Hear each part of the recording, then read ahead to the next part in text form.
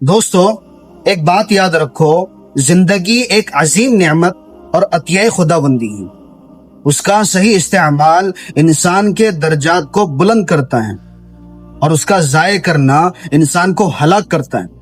قیامت میں انسان کو اپنے ہر قول و عمل کا اللہ سبحانہ و تعالی کے سامنے پورا جواب دینا ہوگا۔ اس لیے ضروری ہے کہ انسان ہر عمل کو کرنے سے پہلے اس بات کا بخوبی سوچ بچار کر لے کہ اس عمل کے ارتکاب کی صورت میں وہ کیا صفائی پیش کرے گا۔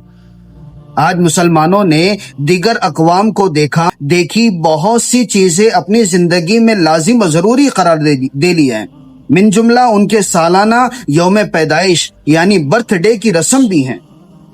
ظاہر ہے کہ اس میں اگر کوئی چیز خلاف شریعت نہ پائی جائے، یعنی محض کھانے پینے کا انتظام ہو، تو یہ فی نفس ہی جائز ہے، لیکن زندگی کے اوقات گزارنے پر خوشی منانا یا کسی دن کو بذات خود خاص خوشی کا دن ٹھہرا لینا درست معلوم نہیں ہوتا۔ اول تو زندگی کی منزلیں طے کرنا احتساب کا موقع ہوتا ہے، نہ کہ خوشی کا۔ اس موقع پر اس بات کا حساب کرنے کی ضرورت ہے کہ اللہ تعالیٰ نے دنیا کی زندگی کی شکل میں آخرت کو سنوارنے کا جو ہمیں موقع عنایت فرمایا ہے، اس میں ہم نے کس حد تک کامیابی حاصل کی۔ دوسرے یہ کہ مسلمان کی ہر خوشی اللہ کی خوشی میں ہے، اور رسول اللہ صلی اللہ علیہ وسلم نے اس یوم پیدائش کی خوشی منانے کی کسی قسم کا کوئی حکم نہیں دیا۔ پھر اس عمل میں اغیار کی نقالی ہے جس سے اجتناب کا حکم دیا گیا ہے۔ ان وجوہات کی بنا پر علماء اسلام نے برتھ ڈے کے نام سے تقریبات منعقد کرنے سے منع فرمایا۔ حضرت مولانا خالد سیف اللہ رحمانی مدظ اللہ العالی فرماتے ہیں، یوم میلاد منانا جس کو ہم برتھ ڈے کہتے ہیں، نہ کتاب و سنت سے ثابت ہے، نہ صحابہ کرام اور سلف صالحین کے عمل سے۔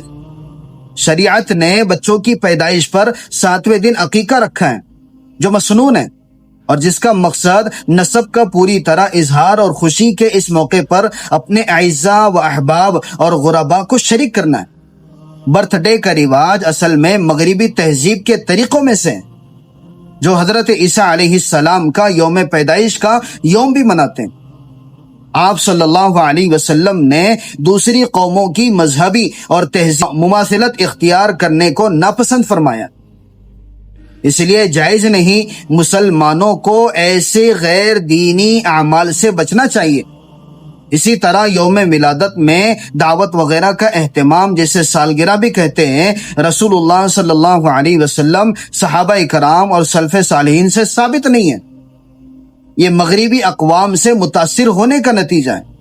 چونکہ اسے دینی عمل سمجھ کر انجام نہیں دیا جاتا، اس لیے اسے بدعت تو نہیں کہہ سکتے، کیونکہ بدعت کا تعلق امر دین سے ہوتا ہے، لیکن غیر مسلموں سے مماثلت اور غیر اسلامی تہذیب سے تاثر اور مشابہت کی وجہ سے کراہت سے بھی خالی نہیں، اس لیے اس سے احتراز کرنا چاہیے۔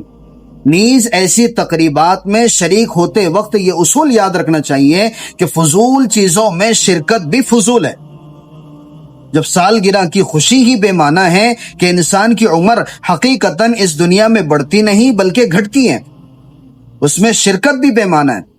اگر کوئی ان تقریبات میں شرکت نہ کرے اور وہ خود جس کی سالگرہ ہو آ کر کیک وغیرہ لا کر دیں، تو ان کے کھانے کے متعلق یہ حکم ہوگا کہ اگر ان فضول رسم رواج میں شرکت مطلوب ہو تو کھا لیا جائے، ورنہ انکار کر دیا جائے۔